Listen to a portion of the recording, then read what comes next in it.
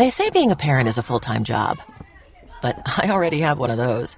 Luckily, I use Instacart to help me order everything I need while I'm stuck in meetings all day.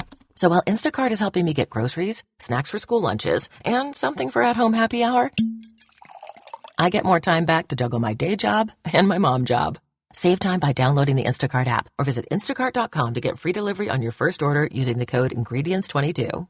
Offer valid for a limited time. Minimum order $10. Delivery subject to availability. Additional terms apply. Rap music? China? What are they even saying? What is this Chinese rap music?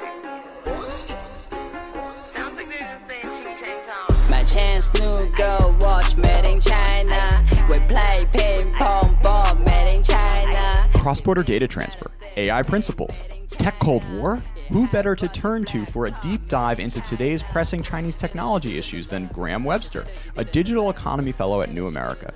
Graham also runs the DigiChina project based out of Stanford and New America. Graham, welcome to China Econ Talk. Hey, thanks so much for having me. So first off, why care about China and digital? Well, the obvious answer is that it's a huge set of issues at the center of economic ties between the two countries, security around the world. It's central to the way that Chinese and U.S. and other countries' societies are going to change.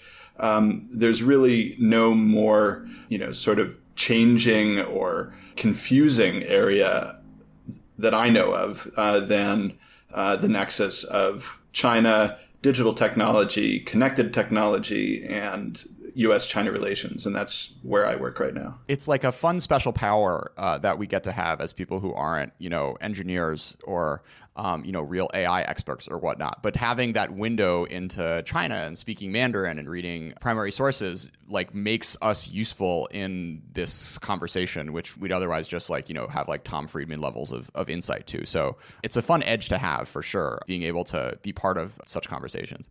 Yeah, well, I think the Tom Friedman reference is funny because, when I was in high school, I was a little journalism nerd and I had a subscription to the New York Times and I'd carry it around and I was that kid. And I thought Tom Friedman had the best job you could think of. And it took me a few years, that was a while ago too. He was a different Tom Friedman, but it took me a few years to kind of realize that he was dumbing things down or maybe misrepresenting them.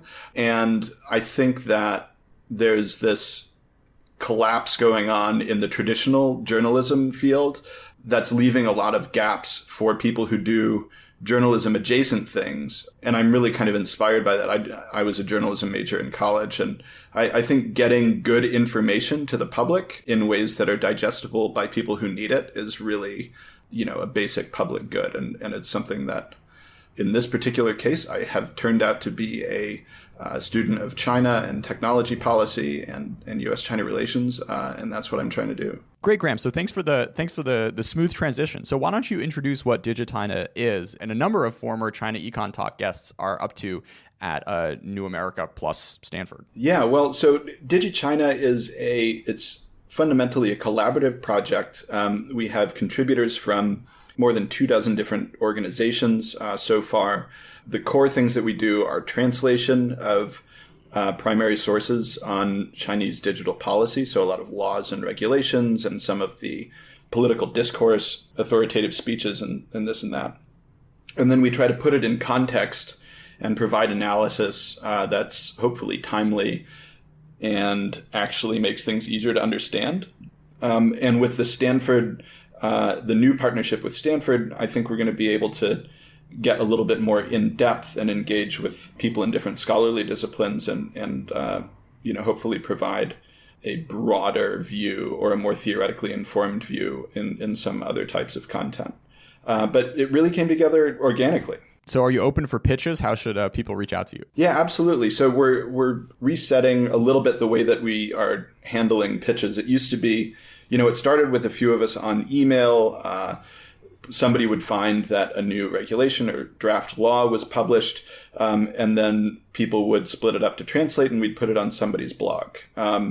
Now we've outgrown that in terms of the number of people who are on the email list. So People can reach out to me directly, webster@newamerica.org, if you're interested in pitching or contributing in one way or the other. So one of the great things you do that you just mentioned is put out a lot of high quality translations. And as someone who spends a few hours each week doing his own translations for ChinaEconTalk.substack.com, which you should all subscribe to, I have to say it can get a little tedious, and especially when you're doing this sort of thing you guys are doing with regards to these draft regulations. But thank you for really doing God's work. Before we jump into a few of the specific ones, do you have any general tips for reading Chinese regulations? What's there to look out for? What should people disregard? And how to through the words see change over time? Yeah, well, so there's kind of a tension in the project that we've been building, which is that we really believe that it's useful for people who don't have Chinese reading skills to be able to read the original sources. But as with any legal system, just reading the kind of original legal text is not going to give you the full picture. Sure. So you have to kind of get into the weeds a little bit, look at the analytical work that we do or that various law firms do out there, and then kind of take that in the context of these legal texts. Because, the fundamental thing is, in the Chinese system more than some other ones, just because something is on the books doesn't mean it's really the active legal principle out there. There's all sorts of human rights that are acknowledged in Chinese law and constitution that are not obviously very well respected. So, you have to take the stuff seriously, but also keep in mind its context, that it isn't, to be taken literally or absolutely. Sure. You write that the full story, however, lies in how those documents combine with the realities of enforcement or not, and informal arrangements with market participants may reach with regulators. So there's definitely more going on than just the laws on the books, which is certainly true in the American context as well, but particularly so when you're talking about mainland China. I'm curious, though, there's sort of a continuum when it comes to translating, where maybe like a technical manual, if you translate it literally, you can get 99% of the meaning. If you're doing, like Li Bai or some, Song Dynasty poet, you're going to have a really hard time capturing what is in the text. So I'm curious, what percentage or where do you think translating legal Chinese fits on that continuum? Yeah, I think it's on the easier side because you're in a pretty standardized language space, and it's contemporary. So it's both regulated and you're referring to specific bureaucratic actors and terms that are defined or not defined, but at least they're reused.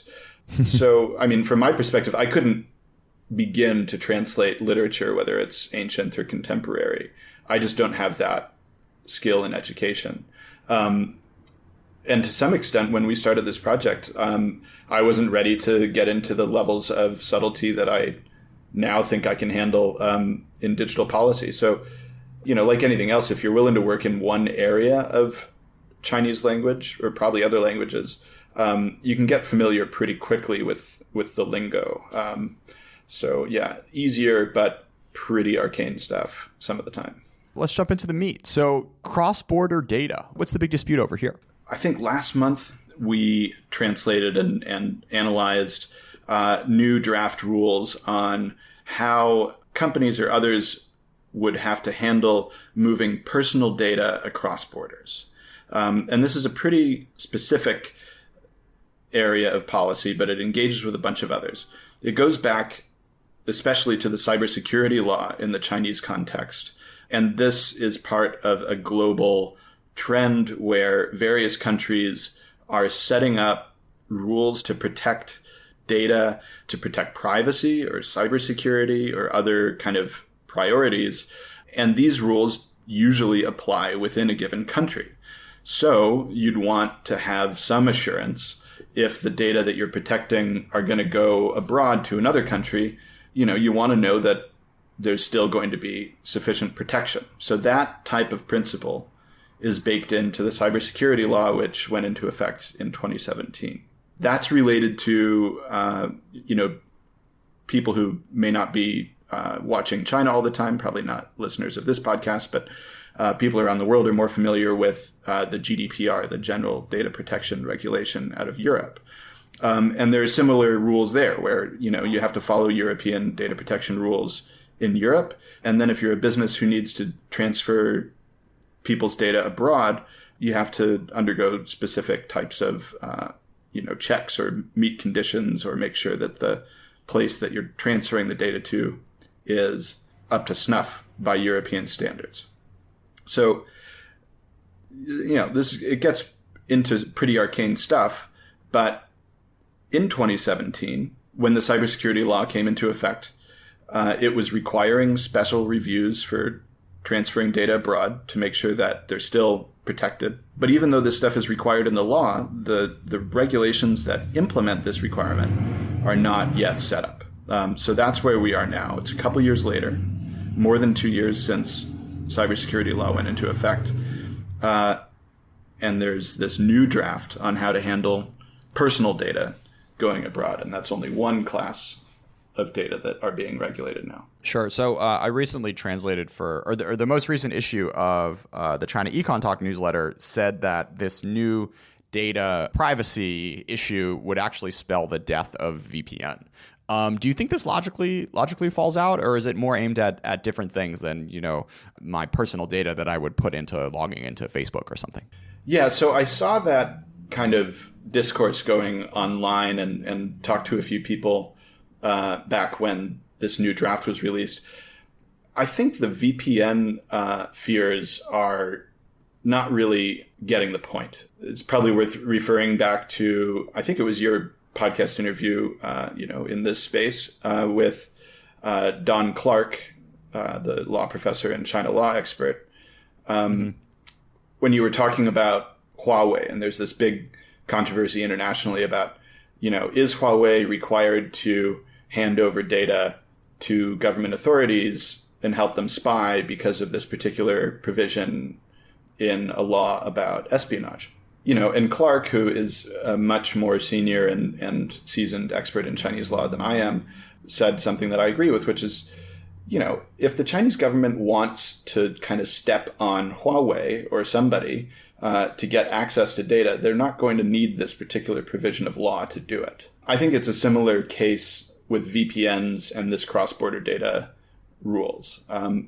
The pretty clear intent behind these rules is to expand on an increasingly detailed regime for protecting Chinese people's data from abuse by companies or cyber criminals or just from breaches due to bad security practices. It could be read in a way that would make VPNs problematic, but there are already other sets of regulations that make VPNs kind of problematic under Chinese law. And as we know from years ago, when the first time I was living in China in 2007 and 8, VPNs would cut in and out due to what we all kind of diagnosed at the time. And I was writing a tech blog for CNET at the time.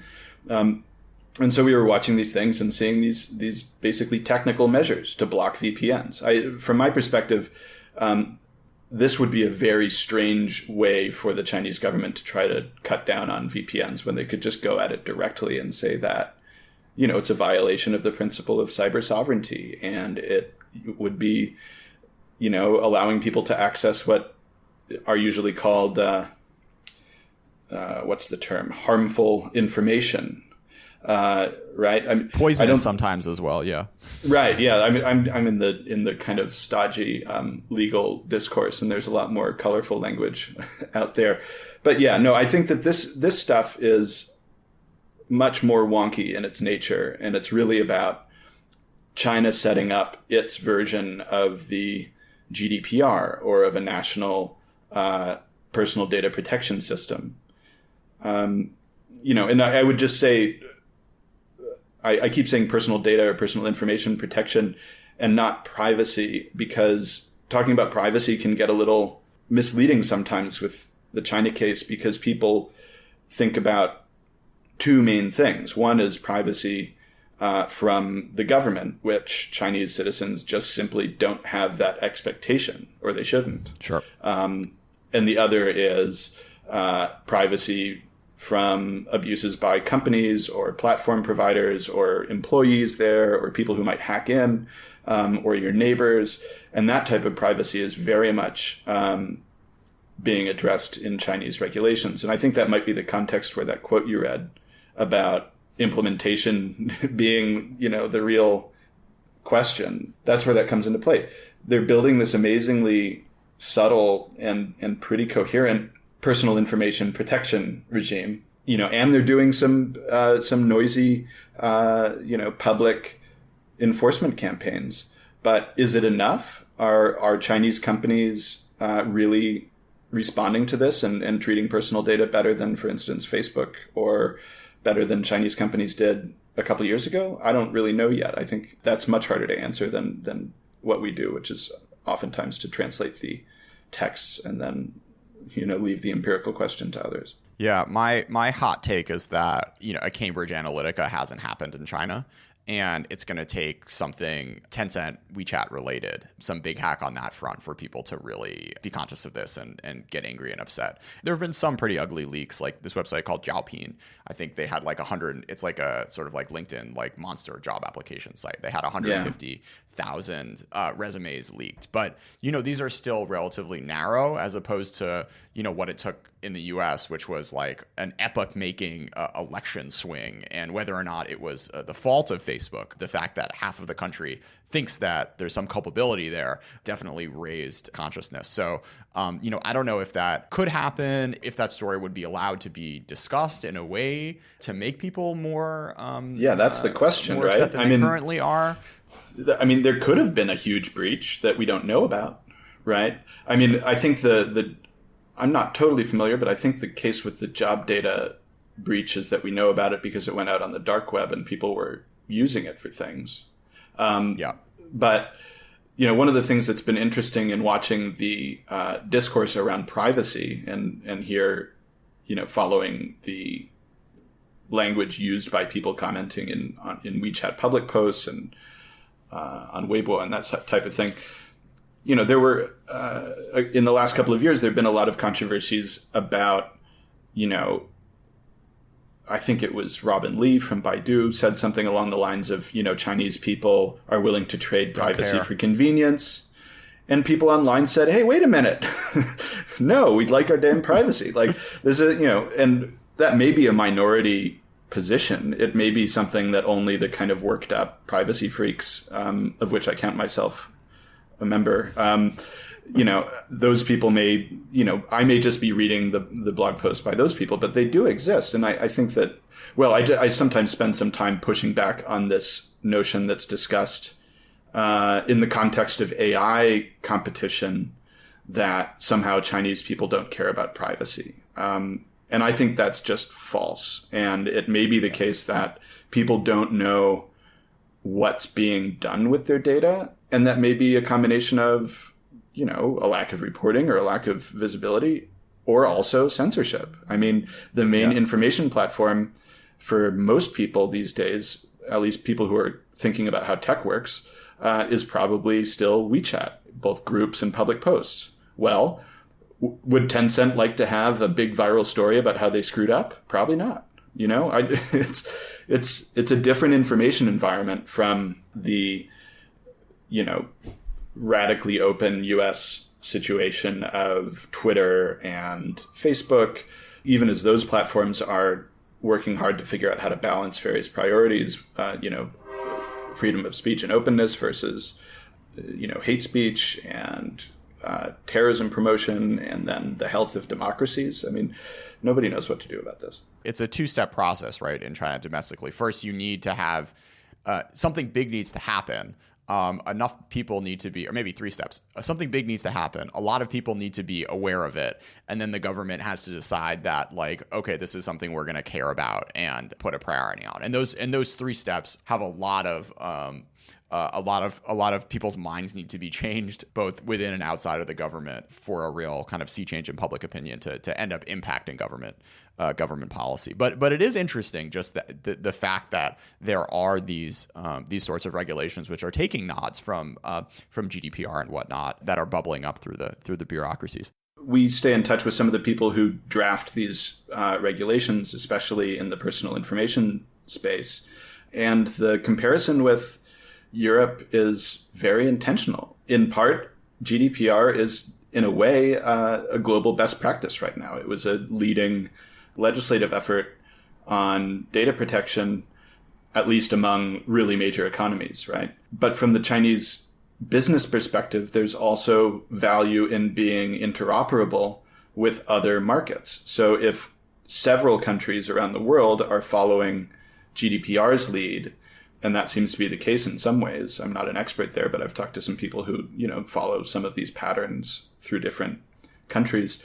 Tencent, Alibaba, ByteDance, all the big Chinese platforms would love to be huge around the world. And if they can have a more, a smoother compliance transition, because the home regime and the regime in various other countries is similar, it cuts down on costs. It makes it easier to move fast and innovate and try to make a bunch of money. Sure. And there's the other aspect of this, which is certainly playing out in the West. And I think Tyler Cowen and co write about this relatively well, is that Tyler Cowen and Ben Thompson as well, the more regulation, the more costs for compliance, the harder it is for smaller companies to take bites out of market share from the larger ones who already have the lawyers and already have the data centers on staff. So I'm sure that just as that dynamic is playing out in the West, in Brussels and in Washington, it most certainly is playing out in Beijing, where the big tech companies don't necessarily want, always want to entrench their hold on their various marketplaces. But so now let's turn to AI principles. So Graham, for the uninitiated, which includes myself, what are AI principles? So principles around AI ethics or governance are really a major movement around the world right now. And it comes out of what I think of as really longstanding issues with technology, especially data-driven technology and automation. And really, in this case, we're talking about AI, but we're actually talking about pretty advanced or even not very advanced statistics on big data sets involving things that have real relevance for people's lives. So when you're running a platform or a system that makes automated decisions, there are questions about accountability. What happens if a bad outcome happens for somebody or some business, and you look back and the cause was some algorithm, right? And sometimes the algorithm is a black box. You don't know how it arrived at its decision. People are concerned also about automation displacing jobs. Obviously, it's a huge issue in politics around the world, certainly in the US. It's definitely part of the discourse in China. There are a lot of kind of low or mid-skilled jobs in China that could be displaced by a real AI revolution or automation revolution. And this worries Chinese leaders who, have a large population of people with dreams and needs for income and improved conditions, right? Sure. There's security issues with automation. If there's a black box and something goes wrong, why did it go wrong? Or does automation make it easier to break in? Privacy can be violated more easily if you have advanced algorithms to piece together different pieces of data and make people identifiable. So around the world, different groupings of scholars or businesses or regulators have been writing up these kind of, pie in the sky principles about what AI should do. And I say pie in the sky because it's a statement of positive intention, but in many cases, the question of what AI is not super well understood. And in almost all cases, there's literally no kind of enforcement mechanism or accountability for developers or companies to fear if they violate these ethics. So, people are kind of trying to impose ethical frameworks and make them current and then give them force through this ongoing discourse.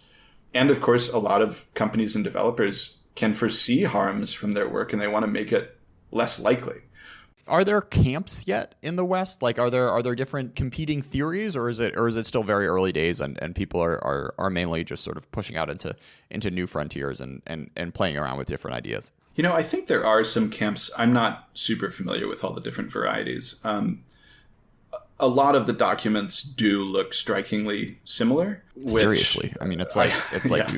we've got like the same topic, the same topic headings, the same wording. It's an interesting bit of groupthink of the these like the policy AI community is still numbering in the dozens, I think.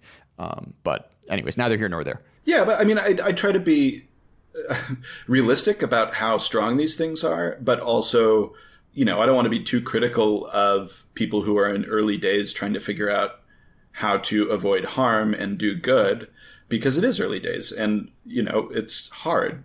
So I wouldn't expect everyone to come together and get this right in a super detailed, enforceable way immediately. I showed up in China in June 2017, not knowing much more than ni hao. 2 months later, I was HSK 3.5, confidently having hour-long conversations and traveling alone in rural Yunnan.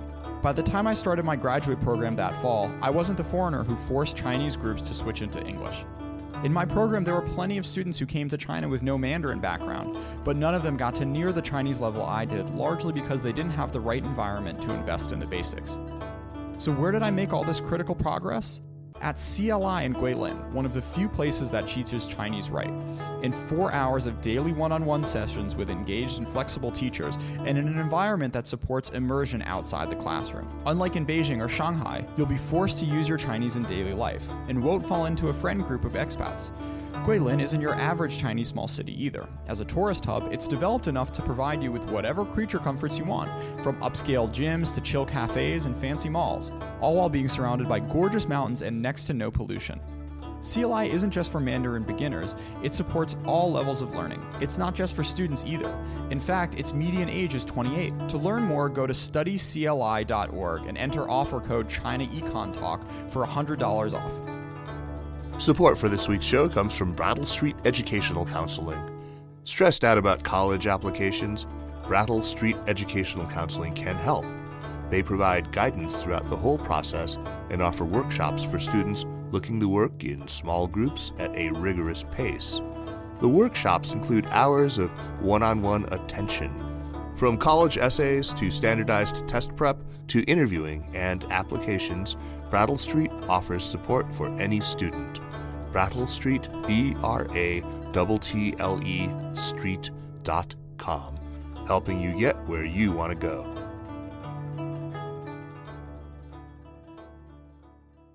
So Graham, what are the differences you've uncovered in how Western principles compare to the Chinese ones? So there's a lot of overlap, and it's done intentionally, I think.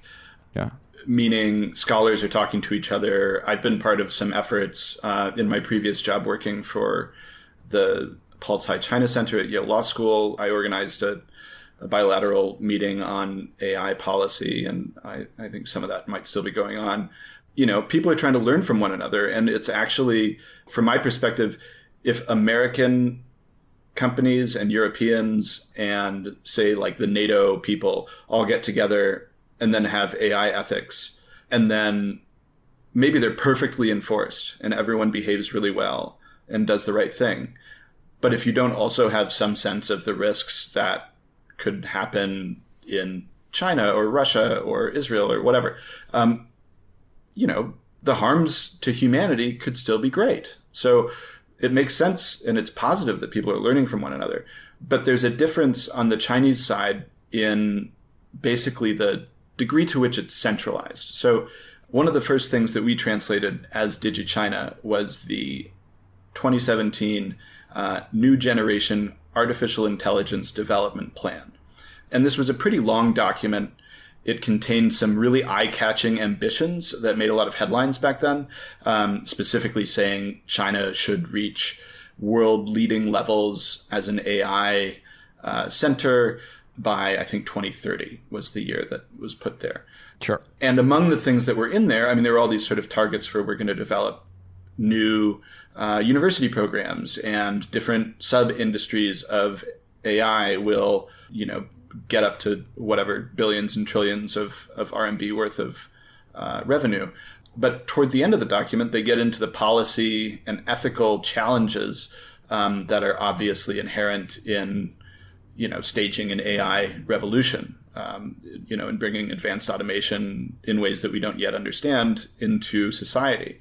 And so there is some sort of baked in Chinese priorities that are defined by that document, which was issued by the State Council and drafted by a bunch of people, but especially the Ministry of Science and Technology. So that centralization leads to some strikingly similar language in various Chinese documents. And then there are some things that are just, features of China's digital policy landscape. So one of the new, in June, there were two lists of principles. One was principles and one was a kind of an industry statement of a joint pledge, as we translated it, on AI self-discipline, right? And the one that was principles, and it was actually released, I think, as a draft. But that one included this catchphrase in a lot of Chinese digital policy, secure and controllable, and saying that AI should be secure and controllable. And this is the same language that is used to talk about making sure key systems don't rely on hardware and software that, the U.S. intelligence community has compromised ahead of time, right?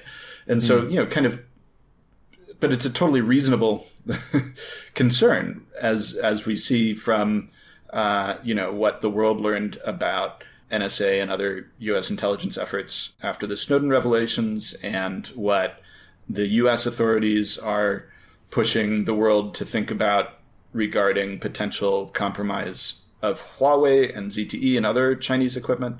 It's a real question. You want to be sure that these really central, potentially, life sustaining or life threatening automated systems are depending on trustworthy hardware and software, and that they can't be sabotaged by adversaries, whether related to the nation state of a vendor or just regular cyber criminals or terrorists or whatever. So coming back to what you were speaking about earlier, about how these Western and Chinese academics are actually playing relatively nice with each other when it comes to trying to come up with similar frameworks and whatnot. The irony, of course, being that a lot of the Western principles seem actually to be a reaction to what's happening in China with the domestic security state. Yeah, I think that's true. I mean, so I think there's a couple of dynamics there, and one is that we've had a lot of amazing reporting about ways that new technologies, some of them are sort of AI related, but a lot of them are still a little more old school in terms of surveillance and centralized databases. But anyway, data-driven technologies are being used in really chilling ways in Xinjiang, in tracking and identifying individuals for various types of harassment or internment or other huge human rights abuses. So there's this real live example of the Chinese government trying to use high tech in order to more effectively accomplish awful things from our perspective. And that's part of it. And then there's another part, which is that when you are thinking about potential but not yet active kind of techno dystopias in your own society, wherever you are in the world, I think it's a little convenient to imagine them being fully operational already in another society. And so we have this whole discourse around the social credit system, which it's a mess internationally. There's a lot of false information. There are real concerns about what might occur with that system, but a lot of the reporting that captures people's imaginations is going where the system has not yet gone, in saying that the government is giving everyone a score, which is not true. It may not ever be true. Or in saying that, there's this big AI algorithmically driven system to nudge citizens into being compliant through, making them feel that they're going to lose points, right? That's not happening. But that image captures the imagination of people around the world, and then they look at their own societies where my favorite anecdote of that is I had a friend who went to an AI or like a social credit score conference in Beijing, and it was a ton of sort of local and provincial level bureaucrats who all work on this social credit score thing. And one of them from a province which will remain nameless sort of got up and was in tears about how hard it was and how, no one was giving her any support and the data was so not clean and, the governor wasn't interested. So definitely a long way to go on this path for sure. Yeah. And I mean, it's a great example of the social credit project. It could become a really Orwellian dystopian thing, but it's not really there yet. So in the end, I think that, we're having this global discussion and people around the world are realizing how unaccountable various institutions and businesses are when they use automation. And there's both real things going on in China, especially in Xinjiang, and a bunch of maybe slightly exaggerated or imagined things going on that capture people's imaginations about what could go wrong. But I don't think, I really would like it for people to be better informed about the realities of, for instance, social credit, because, there are so many, as my colleague Jeremy Dom likes to say sometimes, that there are plenty of actual Chinese government offenses against human rights and against the, dignity and well-being of Chinese citizens. We don't need to invent other ones. We should focus on what's actually happening.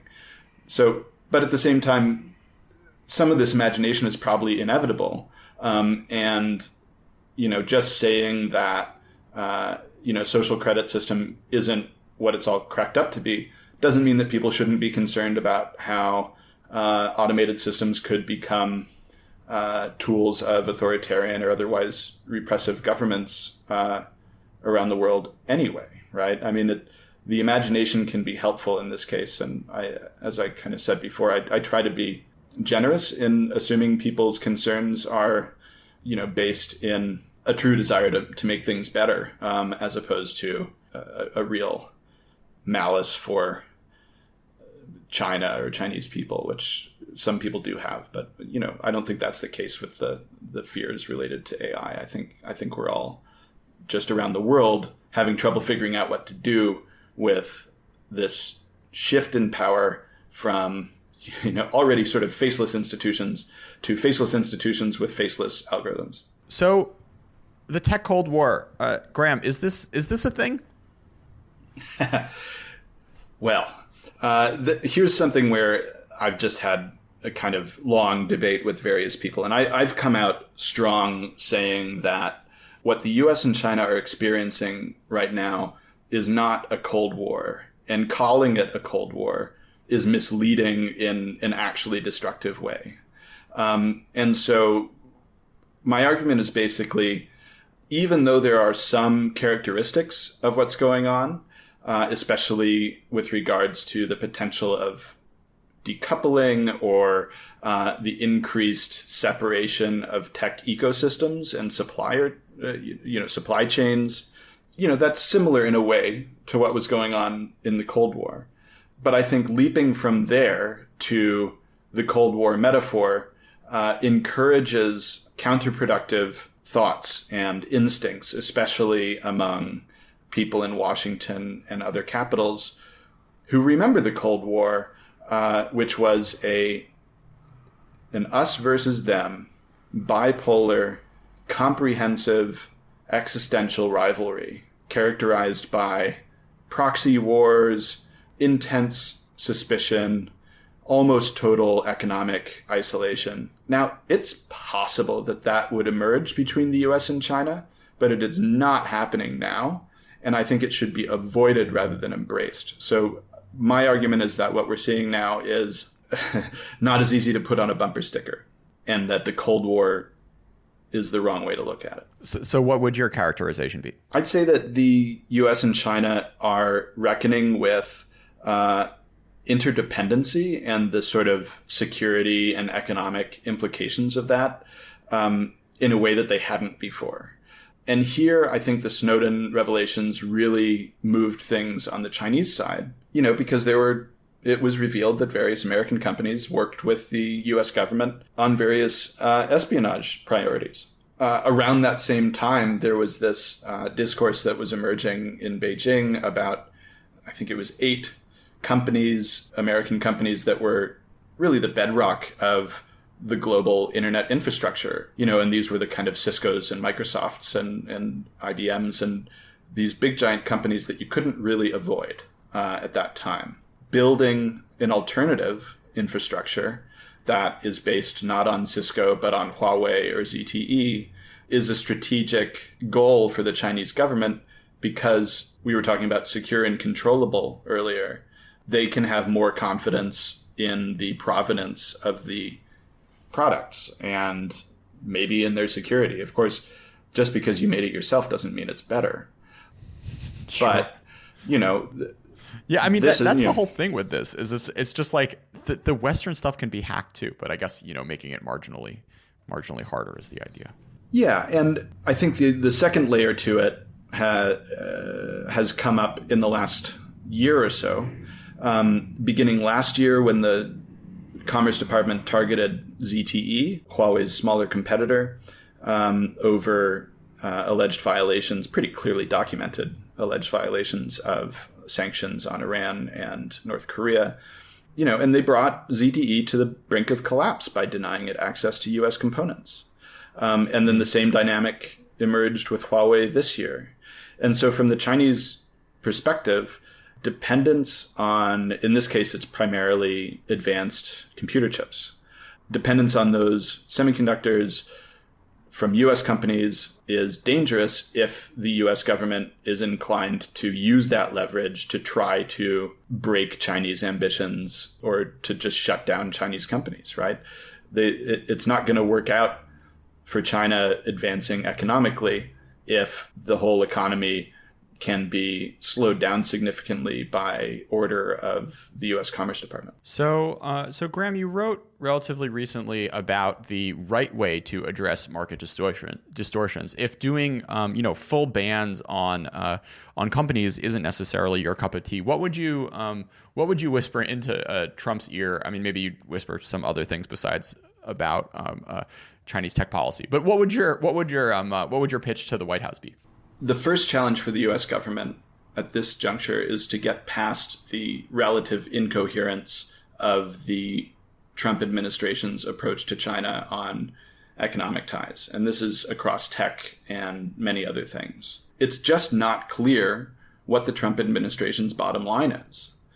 Do they want China to buy more U.S. agricultural products to balance a trade deficit? I'm not an economist. A lot of economists say that this whole issue of balancing a trade deficit is a bit of a fake issue, but Trump likes it. So, that's part of the priority there. And that's one thing that the Chinese side can do to try to placate the U.S. But then you get different kind of approaches. You get these sort of well-organized demand lists. I haven't seen all the details, but I understand that the U.S. Trade Representative, Robert Lighthizer, and his colleagues have led a comparatively coherent set of negotiations. But then you get disagreement on some issues between USTR and the Department of the Treasury or the Commerce Department. It's just not clear, I think, for Chinese negotiators what the U.S. wants. So to me, backing up, I don't have a policy prescription because I don't think we have agreement in the United States on what this is about. I want to think about whose interests are served or hurt by the status quo, and then how to, in my personal policy preferences, how to make things more equitable for all people. And I'm frankly concerned about well-being of people around the world, but I understand it's the U.S. government's job to look out for Americans primarily. We saw this a little bit with the Trans-Pacific Partnership. This isn't just a Trump problem. TPP was negotiated with a relatively high degree of secrecy. There were a lot of corporate interests who were read into various things, but civil society was not. And as it turned out, the Obama administration had trouble getting support in the Senate that would have been necessary to ratify what was a treaty. Now, that became irrelevant when Trump was elected and was not inclined to go back on his statement that he opposed it.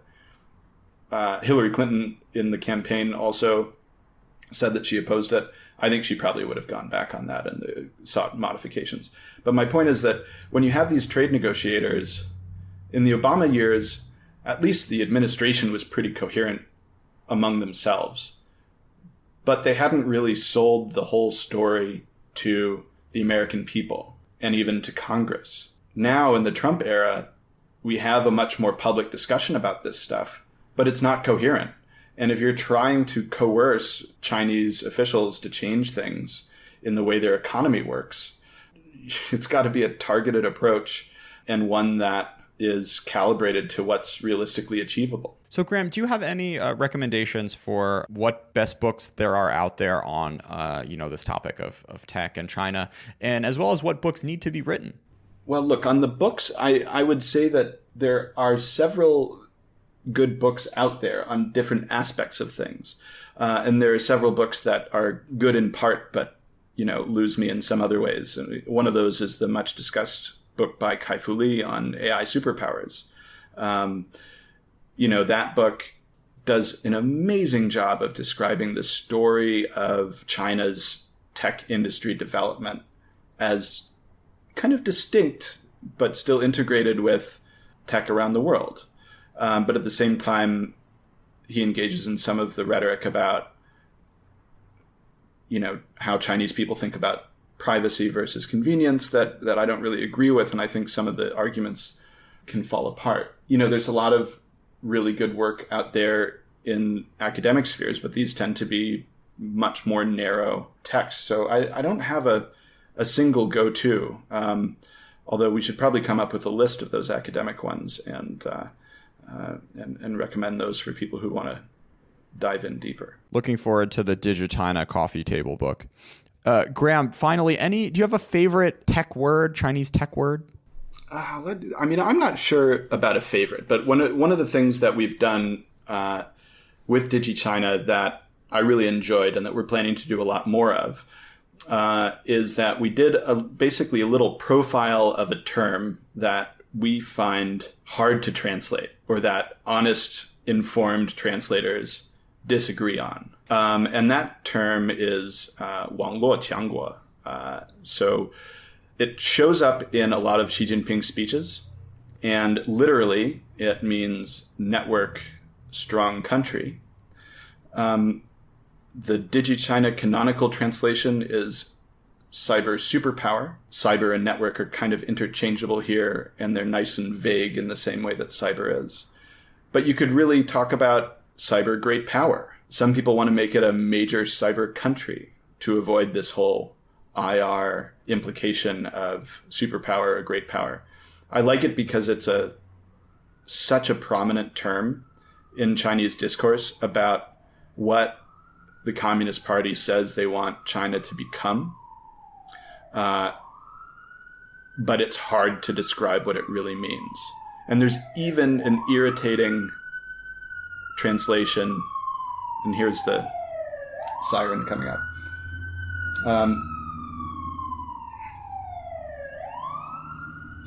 I'll just give it a second. I'm sure you don't notice it anymore, except when you're like on the phone or recording. Right. No, I really don't. When we were discussing the various translations of 网络强国, there's even a way to read it as a verb phrase, strengthening the nation through cyber or through, digital technology. And the fact is, if you just read it on the face of it in Chinese, it means all of these things. And so we get to try to interpret it. And I'm really looking forward to doing a bunch more of these because there are a bunch of other terms. I wish there's a list that we're building of sticky ones where, frankly, we disagree. And that's the best part of being a collaborative project, is that we get together on these translations and people come up with multiple reasonable translations of the same term or concept. And then we try to hash it out and pick one and move on. So my word now is 大数据杀熟, which basically means like big data screwing over your friends or loyal customers. The implication being like I take a DD home commuting every single day from one place to another, and like if someone else orders it, it will be 10 kwai cheaper, because like the app knows that I'm always going to be going. I don't have any other option. There's no BATNA for me. But anyways, 大数据杀熟. Graham, thanks for being a part of China Econ Talk. Well, thanks so much for having me. This has been a lot of fun.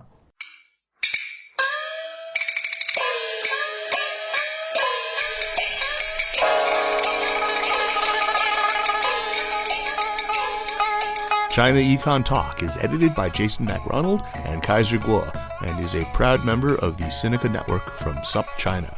For other great shows on China, check out the Caixin Sinica Business Brief, the Pan Daily Tech Buzz China, the New Voices podcast, and of course, the Sinica podcast, now in its 9th year. Until next week.